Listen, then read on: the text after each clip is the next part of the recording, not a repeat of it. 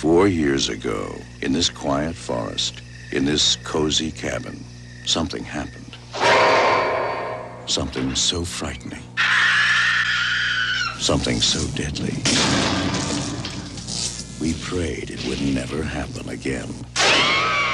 Now, from the creator of Evil Dead comes Evil Dead 2, Dead by Dawn. Now playing at a theater near you. Consult local listings. Good evening and welcome to On the Fright Side, a podcast between two friends who love horror films and pushing each other's buttons. I'm Ren. Juniper. Tonight's special presentation is Evil Dead 2. I think this is probably the greatest movie in the franchise. Dude, it's fucking awesome. This movie fucks so hard. Like, people talk about Army of Darkness. Dude, Army of Darkness is great. It never pulls out. It literally cream pies you. Dude, it impregnates you like for a good hour, 25 minutes. Just straight balls to the wall. You don't get to breathe.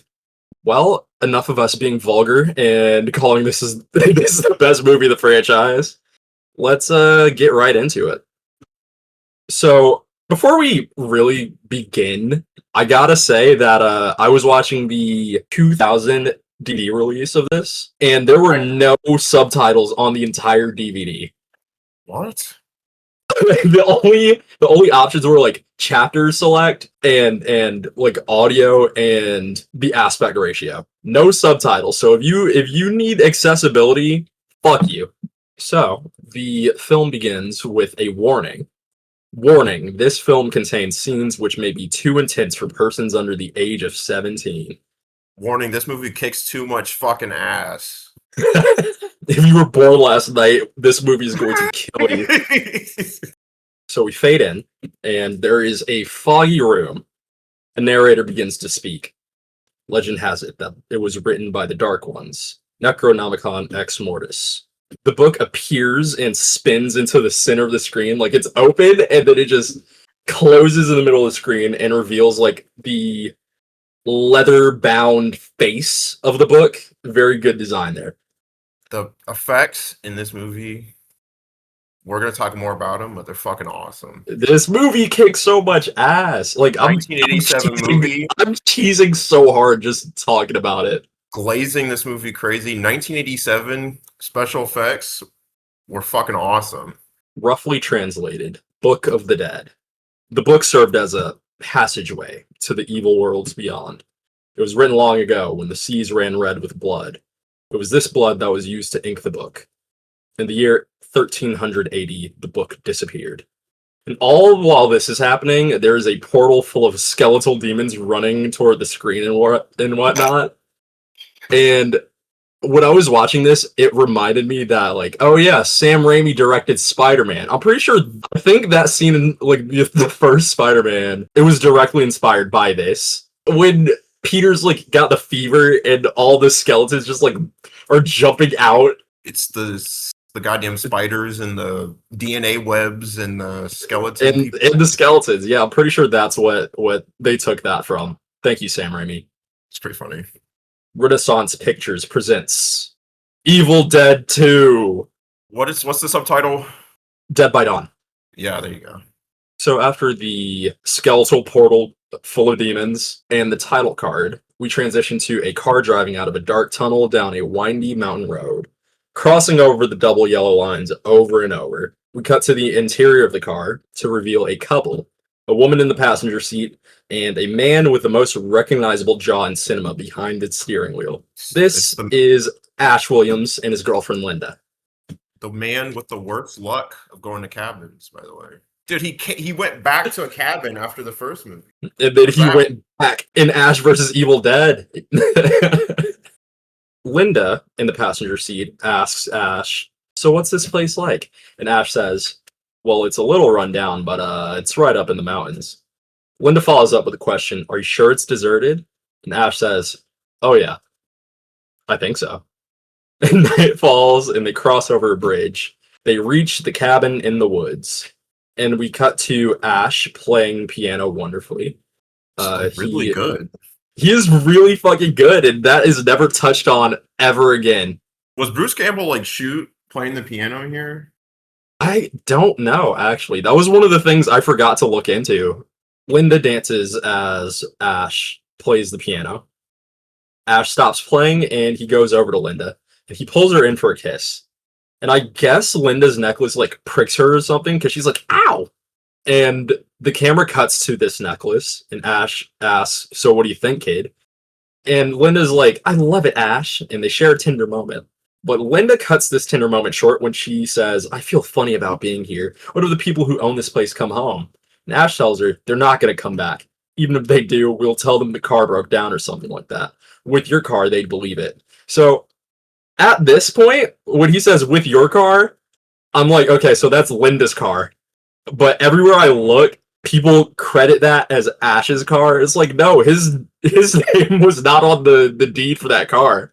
These guys just not watch the movie or something? Fuck no. But when he said that, and he was like, with your car, they'd believe it. That's like mini boss levels of white privilege on full display.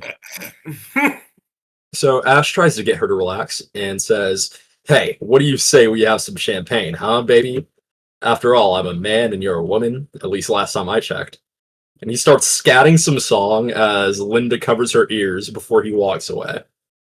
He grabs the champagne in the next room and finds a tape recorder on a desk. And Ash says, hey, there's a tape recorder here. Linda tells him to see what's on it, so he plays the tape and sits down at the desk. He shouldn't have done that. And after he plays the tape, we hear the voice of Professor Noby. And he says, this is Professor Raymond Noby, Department of Ancient History, log entry number 2. I believe I have made a significant find in the castle of Kandar, having journeyed there with my wife Henrietta, my daughter Annie, and associate Professor Ed Getley. And we cut to a station wagon pulling up to a castle in a desert, and he continues, it was in the rear chamber of the castle that we stumbled upon something remarkable. Mortarum Demonto, the Book of the Dead. My wife and I brought the book to this cabin where I could study it undisturbed. And Ash is super locked in for this story. Like, he's practically like stroking his chin, twirling his mustache, listening to this. Looking suave as fuck with this humongous goddamn crimson chin. Dude, he's reading it off like it's a damn tabletop game. He's got that amazing voice too. I'd be locked in. I was locked into this. Professor Noby would be a great dungeon master. Professor Noby continues. It was here that I began the translations. The book speaks of a spiritual presence, a thing of evil that roams the forests and the dark bowers of man's domain. It is through the recitation of the book's passages that this dark spirit is given license to possess the living. Included here are the phonetic pronunciations of those passages. Kanda, Estrata, Montos, Irgets, Got, Nosferatos, Kanda, Amontos, Kanda. And as the tape plays, something fiercely approaches the cabin and crashes through the window and attacks Linda. It happens multiple times in the movie. It's fucking awesome every single time it happens. It is so cool. I like to imagine that Sam Raimi was just like running around with the camera. And he probably was. Actually, no, was called, like, the Samocam. The Samocam probably was like slamming the fucking camera at people, full force. I mean, no fucking way. This guy Sam Raimi in his full-on suit was just like not jumping through some goddamn windows for like a whole shooting day. You know what? I could picture Sam Raimi in his like his three-piece with the tie. Does he just always wear that?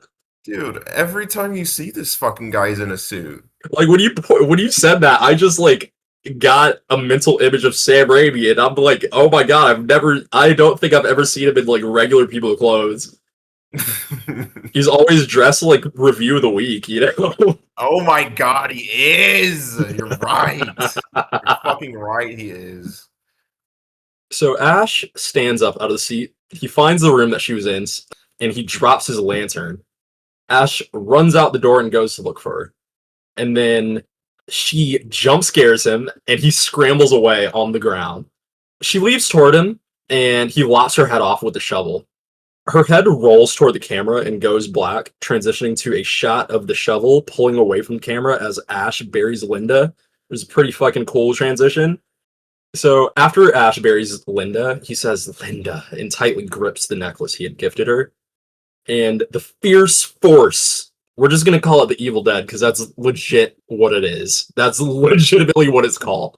The Evil Dead begins traveling through the woods again, approaching the cabin once more with feeling. And it tears through the cabin, flying from room to room, and it picks up Ash. Ash gets sent flying and spinning and screaming. I don't know how they filmed that. Dude, you just did that. Bruce Campbell is such a great actor. He just knows how to spin on command. Dude, he was flipping himself around the entire movie. Eventually, Ash hits his head on a tree and lands face first in a puddle.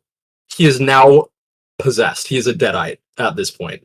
And I started a counter once he hit his head on that tree. Counter? Yes, actually, because there's a theory that the reason he is so fucking goofy in Army of Darkness and Ash vs. Evil Dead is because all of the brain damage he sustained in this movie. Dude, that adds up, actually. That super adds up. And he gets fucked up in this movie. the number I landed on, I was like, holy shit, he does hit his head a lot. Do you want to save it? You want to save it? Yeah, I am. Okay. So the sun has risen, and that has an effect on him and this evil force because the Evil Dead begins reversing itself when the sun rises. He is exorcised by the sun, and he screams, and he passes out after regaining control over his body.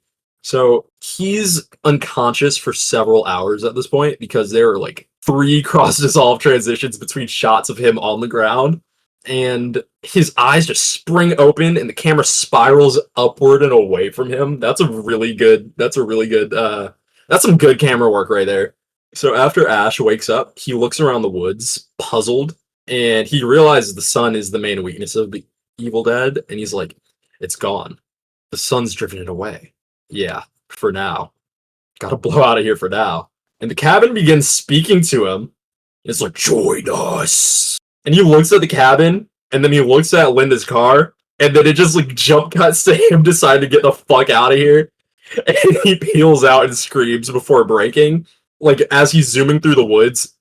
And he stops, and he realizes that the bridge has been bent inward, so he can't fucking leave. And he hops out the car and says, oh god, no. He slams a fist into the hood of the car. He's like, oh no. No! You should have just stayed fucking home. We just forget what happened last time, man. Well, actually, this movie is supposed to be like a recap of the first one. Like the first 10 minutes of this movie is a recap of the first movie. And then everything after that is just Evil Dead 2. The events of Evil Dead 1 technically happened in the first 10 minutes of this movie. Oh shit, was it right after? Yeah, Evil Dead 2 literally takes place immediately after Evil Dead 1. Fuck, like the worst goddamn weekend of your life right here. This nigga went to the Fire Festival. But as Ash is screaming, and he's like, I gotta get a grip on myself, he notices the sun starts going down again, and he looks like he just shit his pants. And the Evil Dead begins approaching him full force once again. He hops back into Linda's car and tries to skedaddle. So he's speeding through the woods, and he ends up flying through the windshield and hitting his head again. Head trauma number 2. He gets back up and runs to the cabin, and the mysterious force chasing him all around, breaking down doors as fast as the cinematographer could chase someone with a camera, really. This is exactly what I was thinking. No way Sam was doing. He kept turning around. He's like, no, don't get me. After this, the mysterious force begins backing out of the cabin, and Ash is now hiding in the cellar. So after this, like after the Evil Dead leaves, he peeks his head out of the cellar, and we get a glimpse of the cabin from the outside. So after this, we cut to a woman hopping out of a plane holding a display case. She is greeted by her boyfriend, Ed. This is Professor Noby's daughter, Annie. Say hi, Annie. His name was Ed? Yes, his name was Ed. feel like they never said his name. They did. I mean, she does say Ed, but like in the beginning where Professor Noby is talking about his expedition with his wife, his daughter, and Ed, because they were all four of them were there. Annie has located pages from the Book of the Dead, and her boyfriend Ed asks what condition the pages are in, and they are practically in like a gently used condition, like near mint, really. Near me. And Ed says they haven't aged a day in 3,000 years, and Annie replies maybe longer. Ed is eager to start the translations of the Book of the Dead with Annie and her family at their cabin. Annie tells him that they can start tonight and asks if everything is all set with her father. And Ed says, it should be, but I haven't spoken with him in a week. There's no phone in the cabin. We'll take my car. It should take us about an hour to get there. And he's like, Annie, you hinted in your telegram that your father was onto something in the first part of his translations. What has he found in the Book of the Dead? And Annie says, probably nothing, but just possibly a doorway to another world. And she says this jokingly and slams the trunk of Ed's car. We cut back to the cabin, and Ash wakes up after sleeping in a chair. It's a rocking chair made out of like the thinnest wood imaginable. After Ash wakes up, he looks up at the buck's head above the mantle of the fireplace, and he hears something and begins looking at a door. He walks over to the door slowly. He stumbles. He begins reaching toward the doorknob slowly. He opens the door slowly. He hobbles around looking for the source of the strange sound he had heard. The piano is playing itself. It's the same song he played before he killed Linda. And as he hears this, he like reaches in his breast pocket, pulls out the necklace, and begins crying as the camera circles him. And he turns around and makes a "Gih" sound. And a board on the window breaks. Linda's claymation body crawls out of her shallow grave and begins dancing and twirling toward the cabin, burlesque style. And her head rolls back to her body. This was also fucking awesome. Yeah, this movie is really funny. Like there have been times in this movie where it got like, I was laughing like a lot, especially near the end of the movie. I was getting belly laughs from this movie. It's like a different type of peak. I don't know. They literally do not make movies like this like at all anymore. They don't. Honestly, fuck it. Spoilers for like the research segment, but like it was inspired by like Three Stooges. That makes a lot of sense. So yeah, so, like all the slapstick in this movie just hits. It literally hits. But you know, that's why Sam's the GOAT, man. Well, that part wasn't Sam actually. It wasn't. It was yeah. The comedy bits of this were all Scott Spiegel. That's why Scott Spiegel's the GOAT, man. Yeah. Shout out to Scott Spiegel, R.I.P. Linda's claymation body, after her head rolls back, she prances away. And as Ash is looking out the window, she pops up and scares him. And Linda says, "Dance with me!"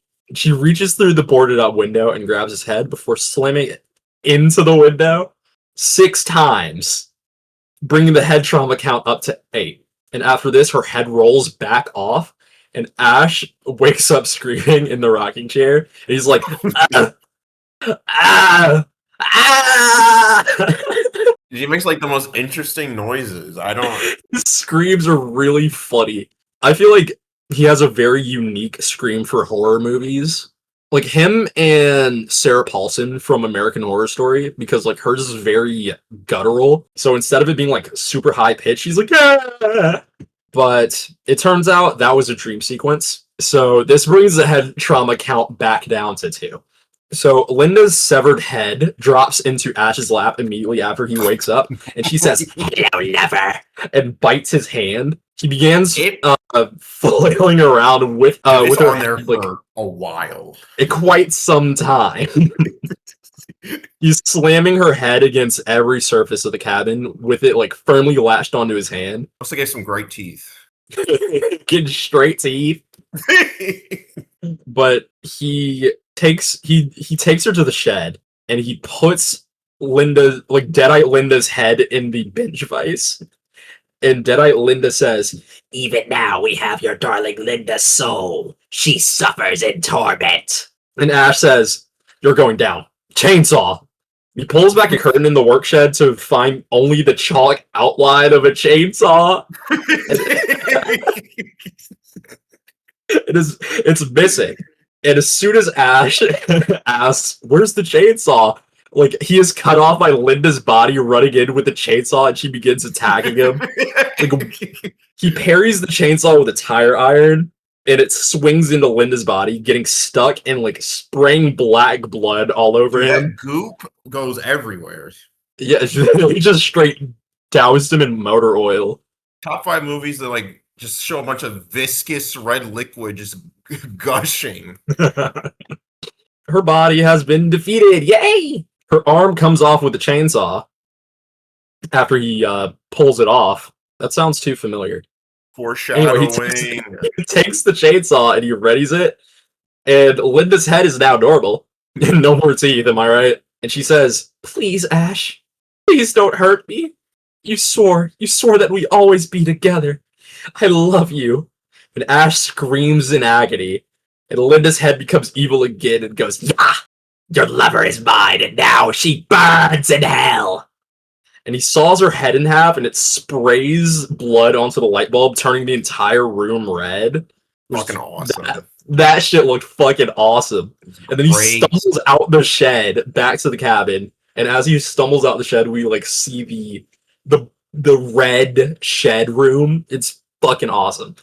So when he gets back to the cabin, he pulls a shotgun off the wall and he loads it, and he notices that the chair in the living room turns and it begins rocking back and forth, and he reaches toward the chair slowly and it stops rocking. And he drops the shotgun and he puts his hand over his face in relief. He walks over to the mirror after that and says, "Oh yeah, all right, okay, I'm fine. I'm fine." Guy is not fine. And his reflection jumps out of the mirror and grabs his shoulders. He's like, "I don't think so. We just cut up our girlfriend with a chainsaw. Does that sound fine?" And he begins choking himself with his own hands, and then like backs out to reveal that he was like not his reflection, but he himself had his hands wrapped around his throat, and he realizes it's a hallucination. Then he walks back. I loved like the portrayal of like possession in this movie. It was so fucking cool. I love it. I love this movie. So Ash walks back to the mirror and he tries jumping at his reflection just to make sure. And he's fine, you know, until he looks down at his hand and it starts turning black. His hand is now possessed. It lashes onto his face and he slams it onto the floor. He's like, "You bastards! You dirty bastards! Give me back my hand! Give me back my hand!" You ever see Campbell zooms out. You ever see that one movie with Seth Green with the fucking hand? Seth Green in the hand? It's literally called Idle Hands. You never seen this? Nope. Yo, is this what this nigga left Buffy the Vampire Slayer for? No, I'm playing. It was fucking Family Guy. The camera zooms out away from the cabin and becomes obscured by black smoke. And that's another cool transition to the next shot. We cut to the woods on the main road. Annie and Ed pull over and notice a man with a truck placing a roadblock down. This man is Jake. Annie hops out of Ed's car and says, excuse me, is this the road to the Nobi cabin?" And he tells her, "That's right, and you ain't going there." And why not? And the man reaches into his truck and turns on the headlights, revealing the bridge being bent inward, and he looks back at Annie. He's just trolling. He looked at her with fucking... He's a little shitter. Annie says, "There must be another way in. There's got to be a road or something." And a woman off screen says, "Sure ain't no road." And the camera spins around to reveal a woman with a bob leaning against Ed's car, eating a pack of sunflower seeds. This is Jake's girlfriend, Bobby Joe. Bobby Joe. She is a very beautiful woman. I'm standing. So true. Bobby Joe spits out a sunflower seed shell and asks, "Why the hell do you want to go up there for anyway, huh?" And Jake walks over to her side and gives Annie and Ed a shit-eating grin. And Annie stands on business. She's like, "None of your business." And Jake takes a drag of his cigarette and says, "Hey, I just remembered. Why, yeah, that's right. There is a trail. You could follow Bobby Joe and me." And Ed says, "Sounds all right to me." But Jake slips in, "But it'll cost you." Annie asks how much, and Jake is about to say 45 before he looks back at Bobby Joe. $40.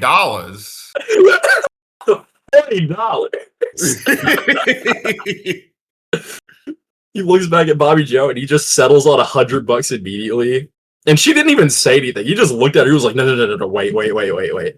And Annie tells him, tell you what, you take my bags and you got a deal.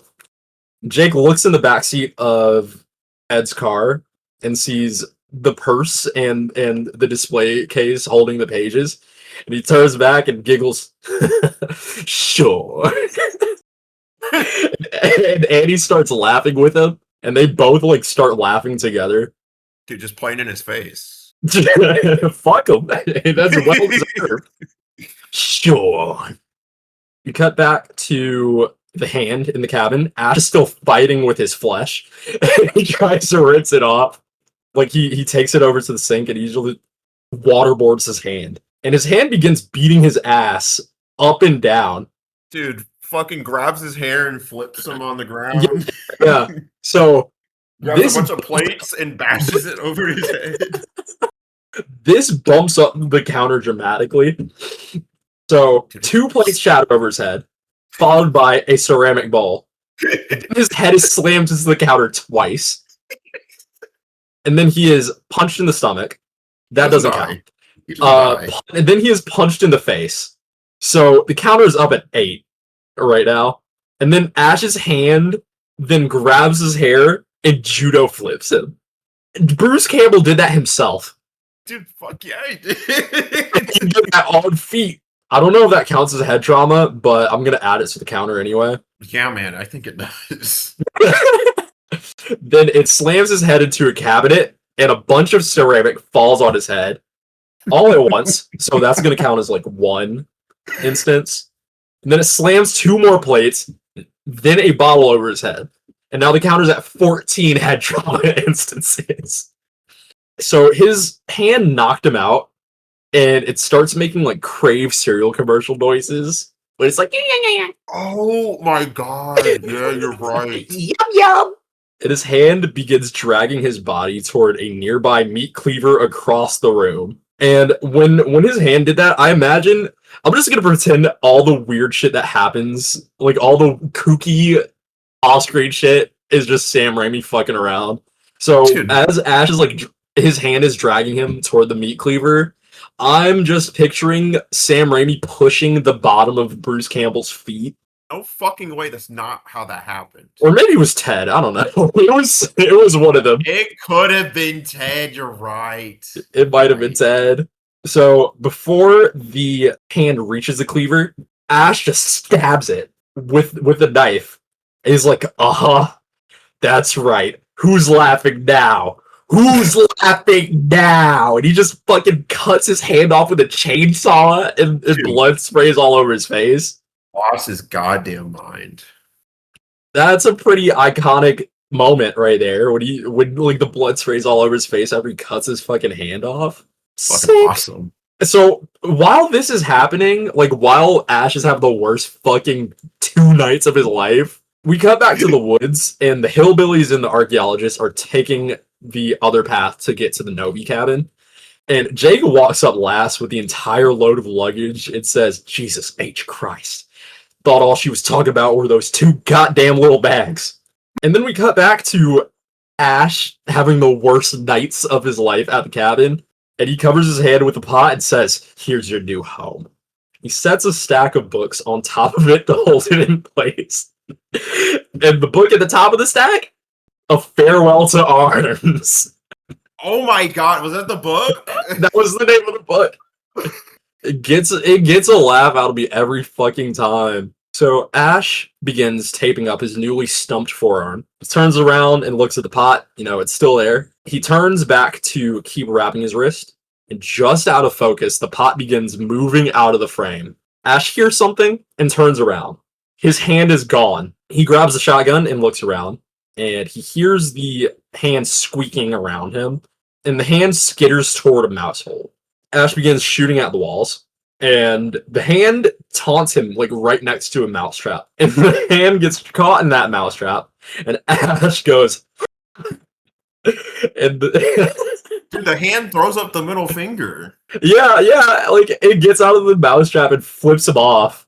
So he was too busy fucking laughing at the hand, and it just escaped after telling him to fuck off. And it skitters away behind the walls of the cabin. Oh my god, this movie kicks so much ass. So we get a close up of Ash's left ear, and it twitches when he figures out where in the walls it's hiding. Like anime style. Yeah, that's a really good moment. He shoots, and the hand starts screaming before letting out a death rattle. It's like, ah! So the wall begins leaking blood, and he says, "Gotcha, didn't I, you little sucker?" And the leaking blood turns into a geyser. It begins blasting Ash with blood. Thank God you can see Bruce Campbell turn into a dummy, because it'd be pretty nuts if they were just fucking drowning him with copious amounts of fake blood. Or maybe he was so dedicated to it that he was like, "Sam, I need to be blasted with the fake blood so we can make it look as real as possible." And then he was like, "Fuck this." Yeah, the pressure of this blood geyser could easily bring the head trauma counter up to 15. So we're bringing it up to 15. Yep. After this, the blood reverses back into the wall. It all just reverses back into the wall. It just says fuck off to each other. Ash looks around with the shotgun steady on his stump and says, "Hold double barrel here. Blow your butts to Kingdom Come. See if we don't." Ash looks like a fucking nut job here. And Ash goes, and tries sitting in that uncomfortable ass rocking chair, and it breaks. And as soon as it breaks, the buckhead on the wall sharply turns toward Ash and begins laughing. Dude, he starts losing his mind. Followed by the lamp, and then the books. And he also begins laughing maniacally and dancing with the... He does the fucking Cuphead dance. He does like a fucking 1920s Mickey Mouse rubber hose dance. And the laughter turns into screams of terror. And immediately after this, like, he cuts, the scream of terror is cut when he hears a sound at the door, and he just shoots twice. And it just cuts the laughter immediately. Dude, real cop behavior here. Do not, not my goat, not my goat. I'm sorry. So Ash reloads, and he goes over to the door, and he opens it. He backs away from the open door with the shotgun cock, like all the way to the middle of the room. And he lets his guard down, and Jake pounces on him. So Ed runs over to help Jake as he exchanges blows with Ash. And Ed runs over, holds Ash's arms down as Jake knocks him out with 2 more punches. Counter at 17. Ash is out cold. Jake gets up as Bobby Joe walks in, holding her arm. She's lucky Ash only grazed her, because that was like a fucking buckshot. Jake asks Bobby Joe if she's alright, and she says she thinks so. And Jake asks Ed, "Do you know this son of a bitch?" And he kicks Ash in the head. What's our counter at? Was that like 18? Yeah, 18. That is the 18th instance. Ed says, "No, we thought her father was going to be here. That's why we decided to." And Annie walks in and closes the cabin door. And she goes, "Oh my God, where are my parents?" And Annie looks at the bloody chainsaw on the floor. And she walks over to an unconscious Ash and What shakes did you him. do to him? Yeah, she shakes him, and she's like, "What the hell did you do to him?" And he hits his head on the floor once. Counter at 19. And then she shakes him again. She's like, "What the hell did you do?" Hits his head on the floor again. Counter at 20. Ed pulls her away from Ash. And Jake has the idea to drag Ash to the cellar to lock him in there. And he says, "Crazy bug's gone blood seeking." And Ash wakes up groggily and says, "I made a mistake." As Jake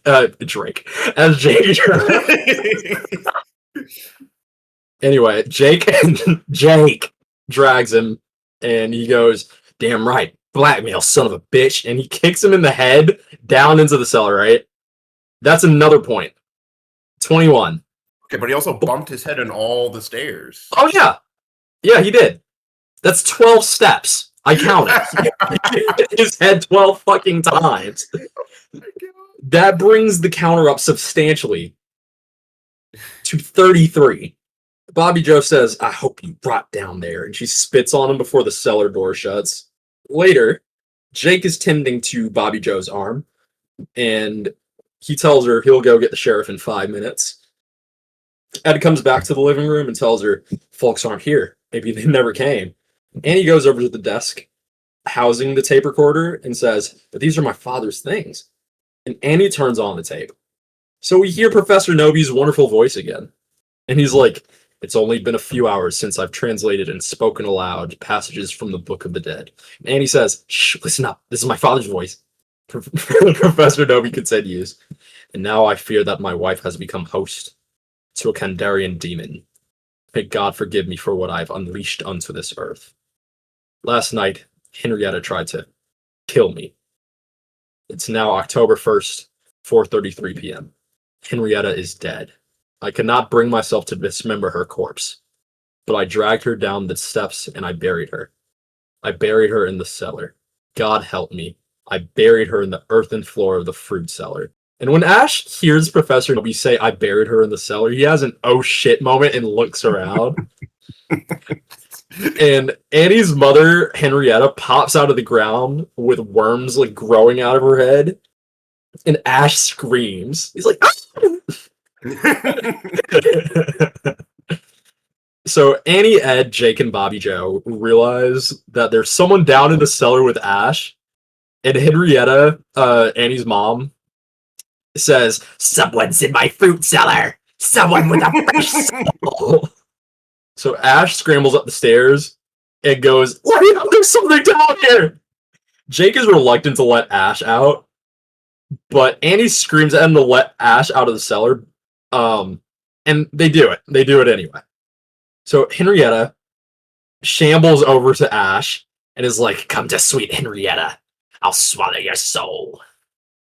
And her head begins morphing. Swallow your soul with straight teeth. No teeth. Just straight gum. Ooh, shit. Oh, shit. Her head begins morphing into, like, you know, a claymation thing. And before she gets his ass, Jake pulls Ash out the cellar by his head. I'm not gonna count that as head trauma.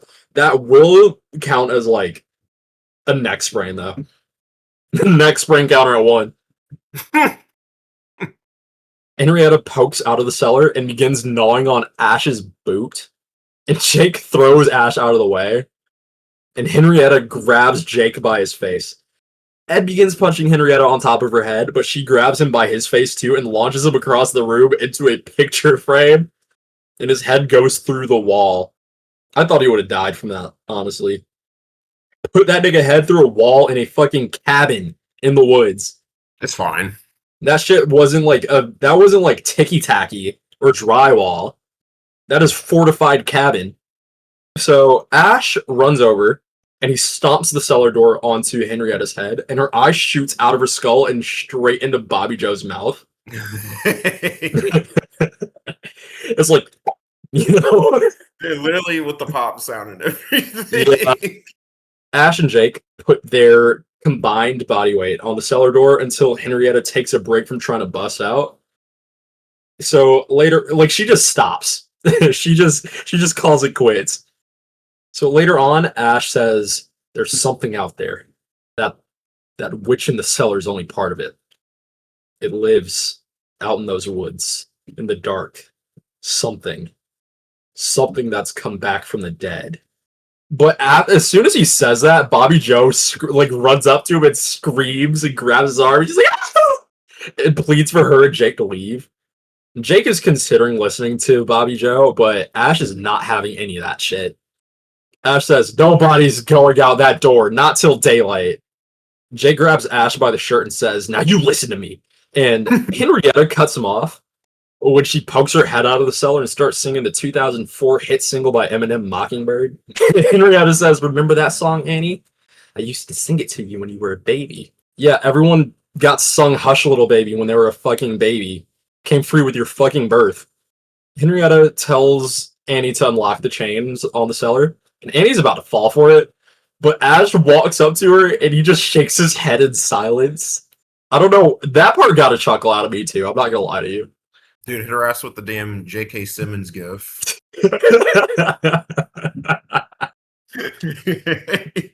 In an effort to appeal to Annie, Henrietta starts spouting off information that you could easily get from the US Census Bureau. And she's like, you were born September 2nd, 1962. I remember it well because it was snowing. So strange it would be snowing in September. And Annie says, that thing in the cellar is not my mother. So after Annie says that, Ed just pops up. Deadeye Ed, really? He pops up and jump scares Annie, revealing he himself is now possessed. And he's just like, we are the things that were and shall be again. Steps of the book. We want what is yours. Life. Dead by dawn, dead by dawn, dead by dawn, dead by dawn, dead by dawn, dead by dawn, dead by dawn, dead by dawn. All right, already. 8 times. That's the title of the movie. Holy shit, that's the name of the show. Ed floats toward Bobby Joe, and he tears her hair from her scalp with his teeth and swallows it. And Henrietta bangs on the cellar door and shouts, let me out! Ed then grabs Jake by his face and throws him straight up into a light bulb. And he drops like a sack of potatoes. That is a hilarious visual gag that happened right there, because he quite literally knocked his lights out. This movie is so fucking funny. Oh my god. And it's like right after this happens, Ash runs off and Annie shouts, where are you going? Help us, you filthy coward! It's filthy coward. Because I was watching the DVD, like the 2000 DVD with 0 subtitles, I thought she said, where are you going? Help us, you fucking coward! You might as well have fucking said that. Seriously. Deadeye Ed goes over to the cellar and begins trying to unlock the chain. And Ash comes back with an axe and starts going kind of nuts when he chops up Ed and gets this goopy green blood all over the place. Why is it green? I'm pretty sure the blood, like after that first part, the blood becomes like any color but red, so they could avoid getting an X rating. Is that why? Yeah, because the first movie got an X rating. Yeah. But yeah, from this point onward, like Deadite blood is now not red. So Henrietta shouts, we live still. And with the slang of Ed, we now have 4 survivors. Ash, Annie, Jake, and Bobby Joe. Later on, Jake, looking out the window, says, that's funny. Bobby Joe goes, what? Jake says, that trail we came in here on? Well, it just ain't there no more. Like the woods just swallowed her up. Well, the clock stops, and Annie says, it's so quiet. Everyone looks around in several directions. The camera zooms in on their faces. Aspect ratio changes. Zooming in on their legs. Everything around the cabin. It just gets fucking loud in this point of the movie. Like, everything gets its own sound. Even the buck on the wall gets like loud ass galloping sounds as the camera just like circles it. And Jake says, what the hell is that? Ash tells him, maybe it's something trying to force its way into our world. And then it gets loud again. It's like you watched the movie or something.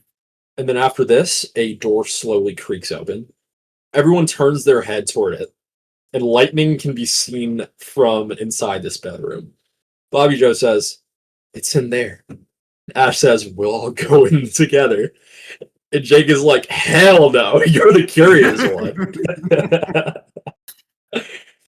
And Ash starts walking over to the bedroom slowly, and he grabs a lantern and says, hey, I'll go with you. Because she is similarly a real nigga. Ash and Annie walk into the room and look around, erring on the side of caution. And then there's a jump scare from the fucking hillbillies, when Jake just jumps into the room for no reason. Jake says to Bobby Joe, shit, I told you there weren't nothing in here no how. And the camera pans down to Jake shakily grabbing Bobby Joe's hand. And then the room starts shaking and framed pictures fall off the wall. Curtains open, and the windows start shattering.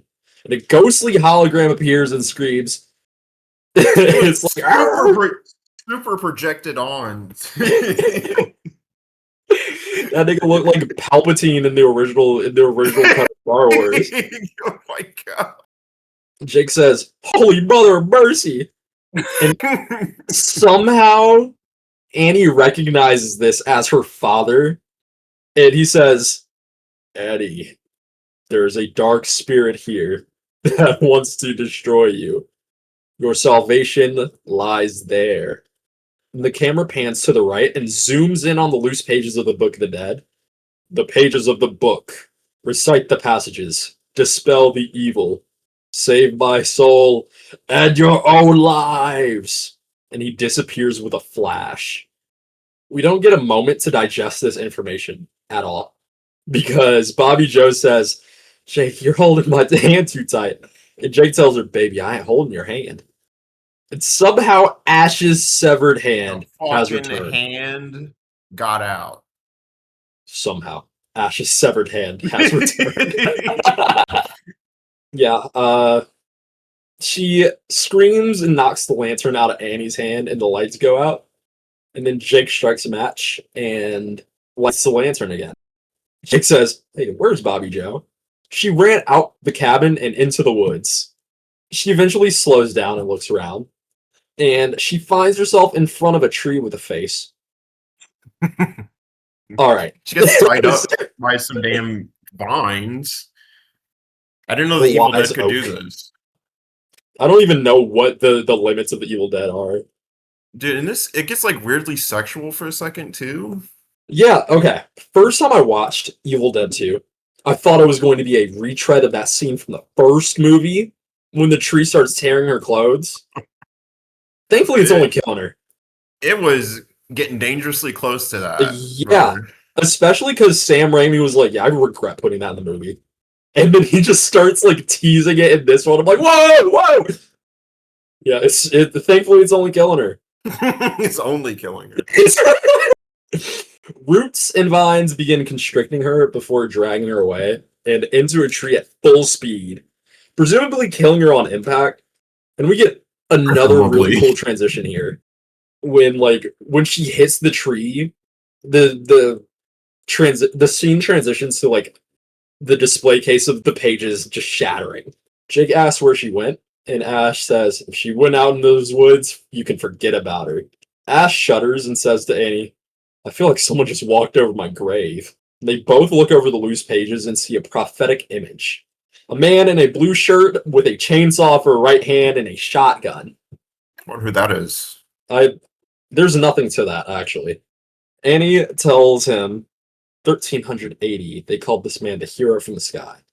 He was prophesied to have destroyed the evil. Ash replies, he didn't do a very good job. Annie finds two... Yeah, he does, actually. They put this in the movie for no fucking reason. So Annie finds two passages. And the first one says, recitation of this first passage will make this dark spirit manifest itself in the flesh. Ash asks, why the hell would we want to do that? And he says, recitation of the second passage creates a kind of rift in time and space. The physical manifestation of this dark spirit can be forced back into the rift. Jake cocks the shotgun and tells Ash and Annie he's running the show now and that they're going to look for Bobby Joe. He says, once we find her, we're getting the hell out of here. And Ash says, no, you idiot! You'll kill us all. She's dead by now. Don't you understand? With these pages, at least we have a chance. Jake, the fucking dick he is, he takes the pages out of Annie's hand and he throws them into the cellar. And he marches Ash and Annie into the woods to search for Bobby Joe. So as they are going outside, Ash says, you're nuts. Before being rifle-butted in the back of the head by Jake. Counters back, and it's now at 34. So Ash gets back up and tries to pick a fight with Jake. And Jake drops, the second F-bomb of the movie where he's like, blow your fucking head off. So as they trek along, the trees are creaking. And they reach the edge of the trail, and Ash says, hey, no trail. Where to now? In a last-ditch effort, Jake begins screaming for Bobby Joe. And he's like, Bobby Joe! And we keep getting the perspective of the Evil Dead. And then it cuts back to Jake screaming Bobby Joe. He's like, Bobby Joe! And Ash grabs his shoulder and says, you'll get us all killed. Jake takes the shotgun, hits Ash in the stomach, and then in the head. So now we're at 35. Jake's he keeps screaming for Bobby Joe, and the Evil Dead is still rapidly approaching. Bobby Joe! Bobby Joe, where are you, girl? I don't know how Ash got possessed again at this point. Was it because he was unconscious or something?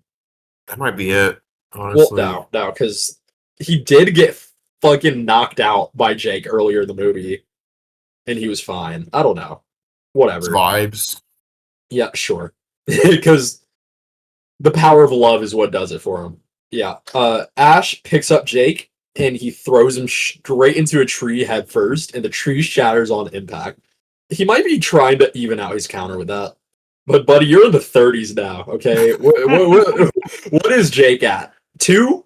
Sure, if he just bashes his head in a couple more times, he'll catch up.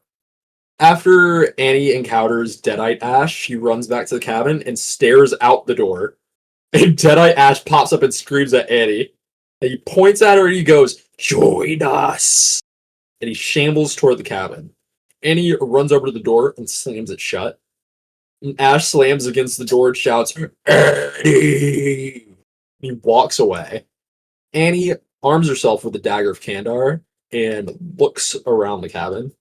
She pulls the hallway door open and walks down, sweeping the perimeter. She hears someone trying to get into the cabin. The doorknob twists. They can't get in. And then they start banging on the door. And the door swings open, and Annie blindly stabs Jake through the gut with a dagger of Kandar. Fuck you, Jake. Dude, and it is deep in there. But Annie... Not even the worst he gets of it. You're... Yeah. Oh my god. Oh fuck. So Annie realizes she now has human blood on her hands and says no before Deadite Ash grabs at her through the boarded up window. She tries to close the door, but she keeps slamming it on Jake's side. He does it like 3 different times. Oh! And then she drags Jake in. Imagine getting stabbed and then like just getting like full blown like door slammed on your body. Like right in the area you got stabbed into. Holy fuck. Jesus. And then not only that, like when she tries to drag him in, she slams it on his feet too. So Ash bangs on the door as Annie holds it closed. And Annie ends up dragging Jake to the living room as he keeps screaming in agony. And she eventually tells him, shut up. He's acting like he just got stabbed with an ancient dagger or something. I don't know. So she lays him next to the cellar, and Henrietta starts dragging him in. Annie tries to help him, but it's too late because Jake fucking explodes into a blood fountain. It's like a fucking geyser. Second geyser of the movie. It's like goddamn WCW New Blood. What the fuck? Dude, it's so much. Oh. Yeah, the cellar begins bubbling with blood. It would have been crazy if the cellar burped or something after that. That would have been funny. I'm not gonna lie. I bet it was in the shooting script, but they took it out. I think that shit would have been fucking hilarious. Dude, I'm betting would have been so fucking funny. After Jake gets fucking gooped, Ash pops up in the cabin and picks up Annie the same way you did Jake before throwing her into the wall. He shit cans her at that bitch. Ash laughs before picking up Linda's necklace, and then he begins crying and regains his soul. His love for Linda was so strong, it expelled the curse from his body. I want you to know that Army of Darkness and Ash vs. Evil Dead, it's Linda who. That's how he acts after this. Are you serious? Yeah, like Linda doesn't even fucking matter.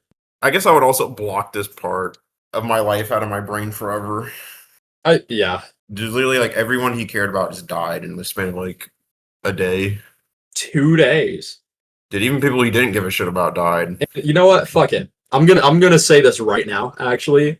Army of Darkness takes place over the course of 3 days, and it takes place immediately after this. So The entire original trilogy of Evil Dead happens in less than a week. Fuck. Dude, I'm killing myself after that shit, man. You kidding me? It happens over the course of less than a week, and then he just like chills for like 20 years. After Ash gets his soul back, he lets out a scream, and he just looks up, and an axe swings toward his head. Annie thinks he's still possessed. And Ash begins bleeding and saying, no, wait, listen to me. I'm all right now. That thing is gone. And Ash, like, grabs her. Like, he throws her to the ground, and she looks at him cautiously. Ash backs over to the wall, and Annie begins her attack on him again. And he grabs her again and says, damn it, I said I was all right. He grabs her face and says, are you listening to me? You hear what I'm saying? I'm all right. Annie says, okay, maybe you are. But for how long? We're gonna beat this thing. We need those pages. Ash replies, let's head down into that cellar and charm ourselves a witch. Camera pans down to Henrietta in the cellar cackling. They go into the shed. Abrupt cut, by the way. That, like, Yeah. I was fucking dying laughing at that part. They go into the shed and they fashion a chainsaw hand for Ash. There's like a really cool montage. They're just like fucking around with shit in the shed. Dude, it's fucking awesome. This shit is sweet. So after this, he like revs the chainsaw hand, takes the shotgun, cuts the fucking shotgun in half. Yeah, he like saws the fucking barrel of the shotgun off. Makes it a goddamn sawed off. He makes the sawed-off shotgun with his fucking chainsaw hand. Are you kidding me? Dude, he's got a fucking one-liner for you. He says, and he the fucking sparks go flying. He flips the shotgun, puts it on his back, and he looks back up at Annie and he says, "Groovy." Fucking awesome. Oh my god, the fucking aura, you can feel it. I love this movie. I can't help but smile every time I see that scene because it's just so fucking awesome. It is so good. He just fucking he cuts off the saw. Like he takes the chainsaw. With his chainsaw arm. Fuck, that's awesome. This shit means something to me, man. Holy fuck. This dude is awesome. So a storm is kicking up outside the cabin. Roots of the trees grow restless, and Ash has become one of the most iconic protagonists in the horror genre. Dude, he's ready to fucking go. Nigga, he cut off his own hand with a chainsaw, and he was like, fuck it, I'll do it myself. I'll put the chainsaw on my decapitated hand. Oh, and get this, right? Because the original trilogy takes place over the course of less than a week, he's running around with like a fresh stump for the entirety of Army of Darkness. Dude, that's medieval times too, which is yes, fucking crazy. How does he not die? That movie fucks. This whole fucking trilogy fucks. I love this shit. Ash and Annie go back to the cabin, and they saw the cellar door open. He's put that shit to use. And they look down the cellar. Ash tells Annie those pages are down there somewhere. Yeah, thanks, Jake. Ash climbs down into the cellar with his fresh new chainsaw hand, and he opens a door leading him deeper into the cellar in his search for the pages. The plumbing system is wet and dripping underneath the cabin, and Ash hears something in the cellar and just like revs the chainsaw immediately. He approaches a curtain, and behind the curtain in the cellar is a light. He pulls it back, and Jake's body like it kind of sneaks up on him, like his picked clean body falls on him, and Ash screams. But like right next to Jake were the pages of the Book of the Dead. So after Ash grabs the pages, he backs away from the body toward the cellar, and Ash tries going up the stairs backwards, but Henrietta grabs him through the stairs and pulls his legs back, sending him face first to the floor. 36. 30 fucking 6. Yeah, she drags him through the stairs, too. Upstairs, Annie recites the incantation, Nosferatos Halamemnon Kanda. But Annie stops when she hears Ash get thrown through the stairs and into a wall across the room. That's 38, because he went through the stairs, and then into a wall. So Annie walks over to the cellar. Henrietta pops out of the cellar and launches toward Annie, grabbing her hair. And she's like on top of her, helicoptering with a tight grip on her scalp. And then Ash climbs out the cellar. He gets up on his feet and whistles at Henrietta and says, "Let's go." Henrietta flies toward him. He revs his chainsaw. They exchange blows, but Henrietta grabs him and slams him into a wall. 39. She begins mutating into a literal dickhead in claymation. Dude, just a fucking disgusting creature.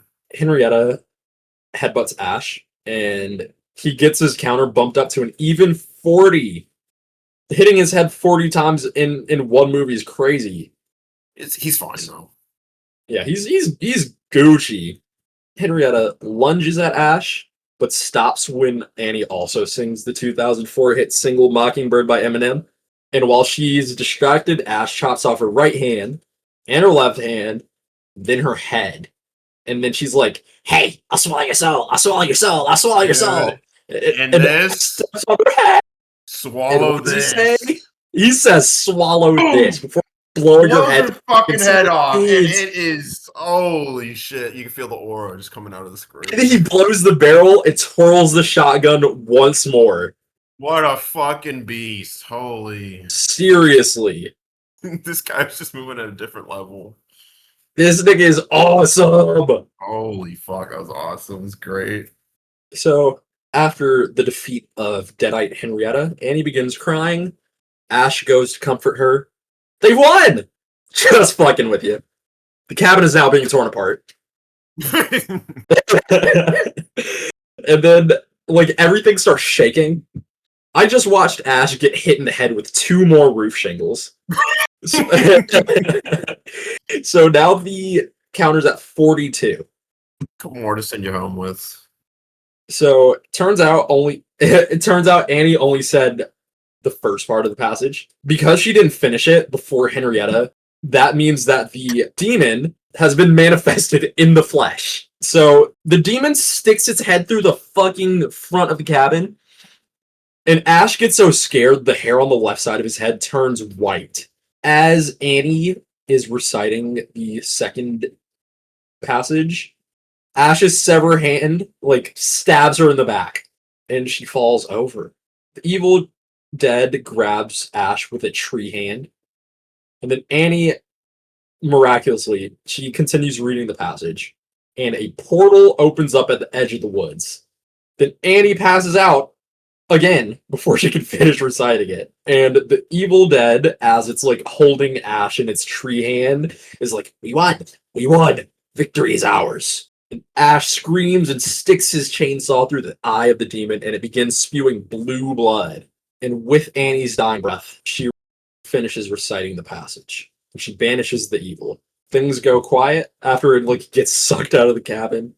And Ash says, "You did it, kid." But now the portal's in front of the cabin, and it tears the entire front of the cabin off. Ash tries his best to not get sucked into the portal. Dude, as soon as you said you did it. Yeah, seconds. It's literally seconds. I can't catch a fucking break. This movie doesn't let shit breathe, and I fucking love that, actually. Dude, yeah. It's very easy It just to watch. falls to the fucking wall. But Ash, he's like trying to not get sucked into the portal. He's like, "For God's sake, how do you stop it?" And he gets sucked into the portal into the great unknown. Ash and Linda's car land in another time, and Ash hits his head one last time, bringing the final count to 43 fucking times.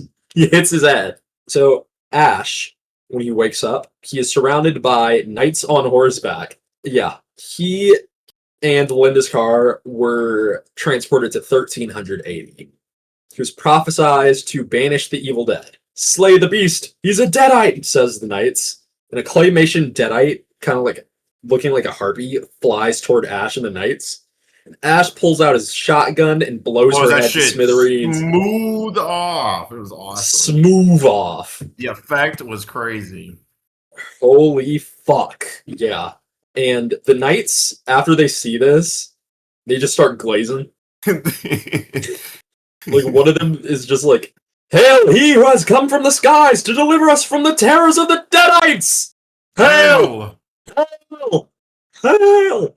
No. And Ash screams, no. No!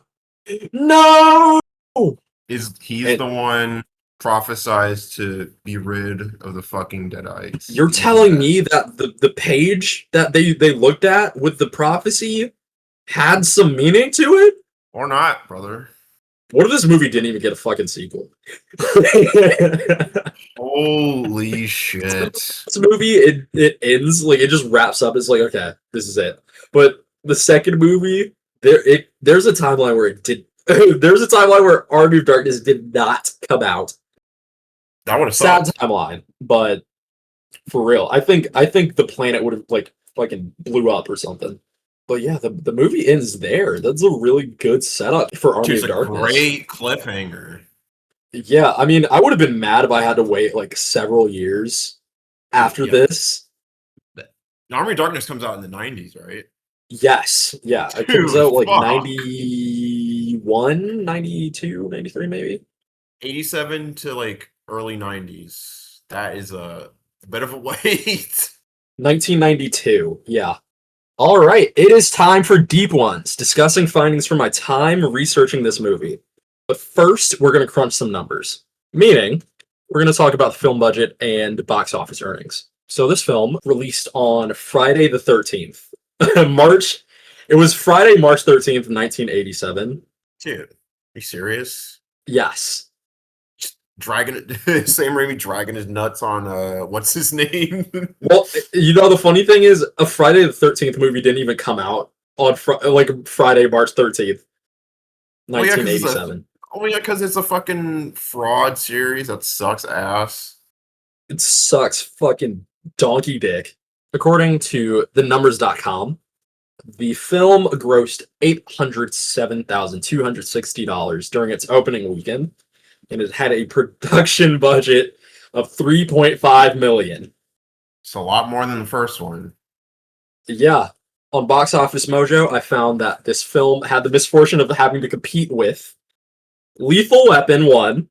Oh, Yeah, there was no fucking chance there. oh my god. Nightmare on Elm Street 3 Dream Warriors. Oh no! And Platoon. You fucking kidding me? First, second, and third place, respectively. Holy shit. Oh Yeah, my god. Evil Dead 2 placed at 14th place on its opening weekend. What a lineup of movies, though. Oh my For real, like, are you fucking kidding me? They should have pushed this shit back. Oh my god. Dude. Jesus fucking You gotta Christ. be Lethal Weapon? Son. Just with Nightmare 3, too. Oh my god. Yeah. Oh my fucking god. But Yeah. that's two horror movie goats, at least. Yeah, that is for fucking true, yeah. 2 horror movie goats, action movie goat, and war movie goat. So I can't even be mad about this lineup. Dude, you gotta go to the goddamn movies every day just to see all those fucking movies. Seriously. As I was Yeah, man. reading the box office results, I saw that like during its 7-week run in theaters, there was a massive dip in sales on the weekend of April 3rd, 1987. And it's pretty big. It's a pretty big dip. How far are we talking here? Okay, so March 27th through 29th, the film made 247,000. April 3rd through 5th, it made $65,000. You're kidding, right? But You're get joking? this. But get this. April 10th through 12th, it made $612,000. Oh my god. So I clicked the link to see what had come out the weekend of April 3rd. Police Probably- Academy 4. Police. Police Academy 4. Yeah. Jesus fucking Christ. It just I'm actually at a loss for words here. Holy fuck. Yeah, some shitty fucking 80s comedy series that no one fucking remembers. Are you kidding me? People were taking time out of their day. They were taking time out of their entire weekend on April 3rd, 1987. Police Academy 4, man. 1987. They were probably like, winners don't do drugs, and then they went to the fucking theater to watch Police Academy. That's like Like- that's like Ancient Aliens ass fucking propaganda right there. Police Academy. Because, okay, this is 1987. When I saw that massive dip, and I was like, okay, it's not Lethal Weapon. What could it be? Predator came out in 1987. I was expecting it to be Dude, if Predator. it was fucking Police Academy. Predator, oh my god, if it was fucking Predator, Okay, but that would have been less baffling. you're right. Because you know for a fact, like, Predator lives up to the fucking hype. Whatever. It's been like 40 years. I gotta let it go. Ultimately, Evil Dead 2's domestic total gross was $5.9 million. $17 million adjusted for inflation, according to the numbers.com. They made some money back at least. It's not like It anything did, crazy. but like, damn, that first weekend was kind of rough with a budget of $3.5 million. Dude, well, shame Plus- on the goddamn studio for not pushing this shit back. Seriously, Lethal Weapon. Lethal Weapon, Nightmare 3. You expect me to compete with Mel Gibson and Danny Glover? Dude, like 80s Mel Gibson too. Oh my fucking god. Seriously, like he's fresh off Mad Max 3 at this point. Yeah, Shit. this movie didn't stand a chance. I'm sorry. But we're done crunching our numbers. So this film was directed by Sam Raimi, with cinematography by Peter Deming, and an original score by Joseph Loduca. So this film stars Bruce Campbell as Ash Williams, Denise Bixler as Linda, Sarah Berry as Annie Noby, Richard Domeyer as Ed Getley, Dan Hicks as Jake, Cassie Wesley as Bobby Joe, John Peaks as Professor Noby, Lou Hancock as Henrietta Noby, and William Preston Robertson as the Evil Dead. Actually, So- found some interesting information about Sarah Berry. What? I was watching this fucking movie, and she looked super familiar to me for some reason. So I decided to look up her IMDb, and she's in this. Her only credits, like major credits, is this movie and Chud 2, Chud the Bud. Human Underground Dwellers? Yes. Yeah. Fucking Chud 2. I was dying laughing when I found Fucking that. Chud. Dude, that's literally her only two major credits. And Evil Dead run. 2. What a- Chud 2. What a run. She only does sequels. Oh man, she will return in Avengers Doomsday. Chud's Day. So with Lou Hancock as Henrietta Noby, Henrietta, I thought, Lou Hancock was in the makeup. I'm like, wow, she's so dedicated to this, That was not her as Deadite Henrietta. Guess who? Guess who the fuck it was? Ted Raimi. It was Ted Raimi, yeah. Oh my god. Oh my god. Dude, shout out Ted Raimi, man. For real, like he did such a good job. I didn't even realize that was him. Legend in the biz. This nigga is always in the fucking randomest places. He's like Humpty Dumpty and Puss in Boots, He was always there. So the humble beginnings of this movie. A March 6, 1985 Variety article stated director Sam Raimi and producer Robert G. Tappert were collaborating on a sequel after the success of the original 1981 film, financed by Irvin Shapiro of Films Around the World. According to a June 1986 Variety brief, filming began in May 1986 in Wadesboro, North Carolina. Raise up! So filming wrapped up in August that year. Oh, and get this, right? The cabin in Evil Dead 2 was a recycled set from one of the biggest movies of 1985. Okay, go ahead, lay it on me. The Color Purple. Shit, really? Yes. So that means that in 1986, there is a degree of separation between Oprah Winfrey and Bruce Campbell. That is fucking And that sounds awesome. really weird out loud. So because this movie had a much larger budget, it was allowed to be shot on 35mm film as opposed to 16mm used for the original. That should look good too. Yeah. This film got passed around like a blunt from studio to studio with buyouts and whatnot. Sounds right. Yeah. According to a May 1986 Hollywood Reporter article, this film was picked up by De Laurentiis Entertainment Group. We'll just call them DEG. After Embassy Pictures was sold to Dino De Laurentiis. According to a February 1987 Daily Variety article, DEG manufactured a distributor called Rosebud Releasing Corporation just for Evil Dead 2 because they thought the MPAA would give this movie an X rating. But because they were so afraid of this movie getting an X rating, and Raimi didn't want to edit this film's runtime at all, he just said fuck it and released it anyway. That's fucking... Without the MPAA's approval and with that disclaimer at the very beginning of the movie. What a fucking beast. For real, like, every beast. single time someone's like, fuck the MPAA, I'm gonna do my own thing, you know? Dude, he's not a fucking chicken shit like the guys at Friday. Get them. Cutting their fucking movies, cutting all the good parts, getting shitty kills. Getting shitty movies as a result. Dude, speaking of Friday the 13th, we're wrapping it back around here. In Final Friday, the Necronomicon can be seen in the beginning of the movie. Yeah, we're gonna get to that. That is I don't know what the implications are with that. This is the same movie that Freddy Krueger shows up at the end. At the end of my notes, I wrote, this stupid fucking franchise keeps popping up, but there's an Easter egg and Jason Goes to Hell, suggesting Jason Voorhees is a deadite. Whatever. I mean, I think he is. This nigga's just a fucking buff zombie!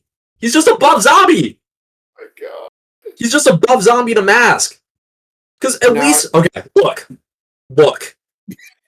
Because at least with Norman Bates, right? Mommy issues. Okay. Leatherface.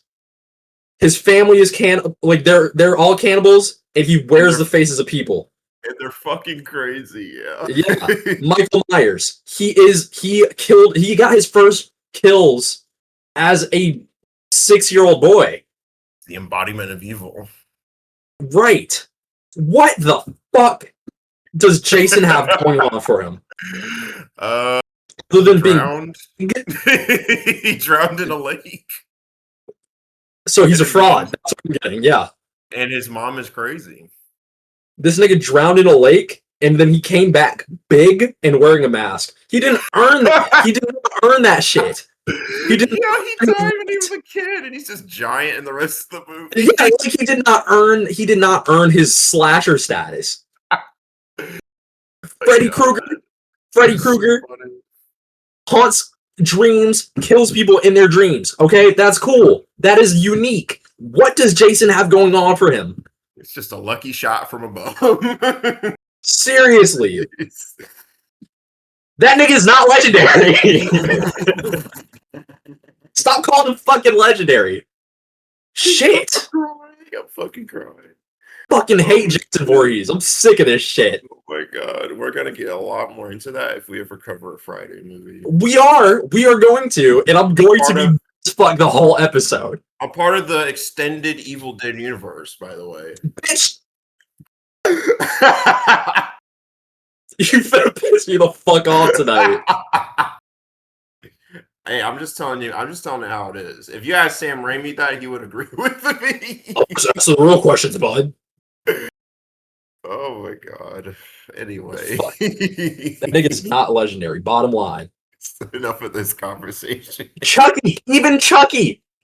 He is a doll that kills people. What does Jason Voorhees have going for him? Dude, he's a guy that is possessing a doll. Dude, that Chucky lore is insane. We got to talk about Child's Play. We are going to talk about Child's Play as well, yeah. Dude, crazy But fucking lore. let me catch my breath and stop fucking ranting about Jason Voorhees.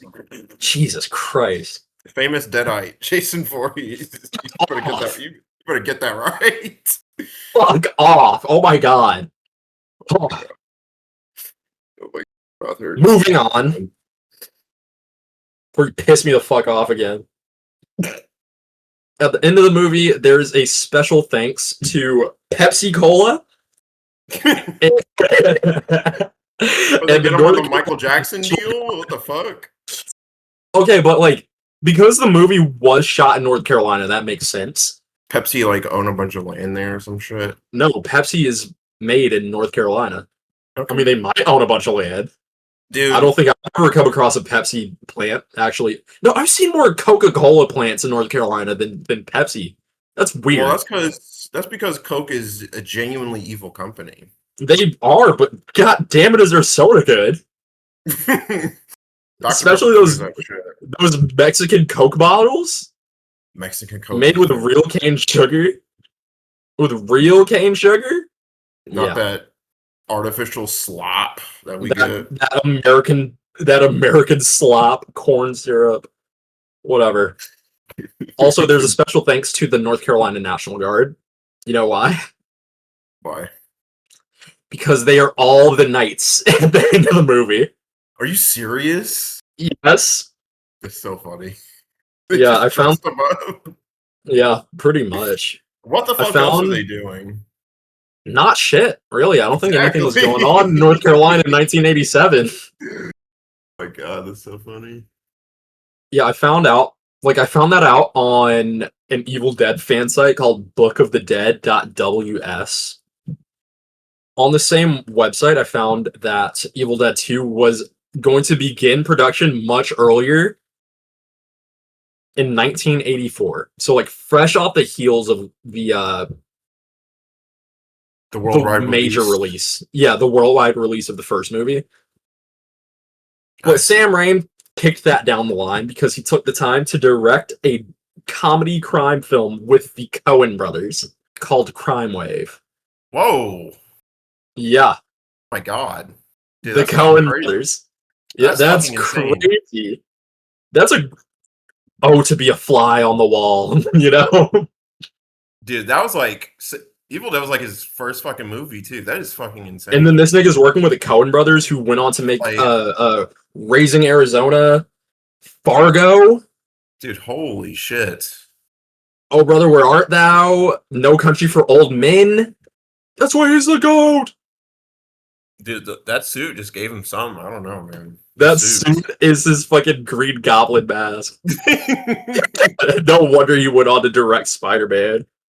Oh, this is my favorite part right here. 2001 book titled The Evil Dead Companion details Raimi bringing on his childhood friend Scott Spiegel to co-write the film. So Spiegel pulled inspiration from slapstick comedy and some of his own short films from his teenage years.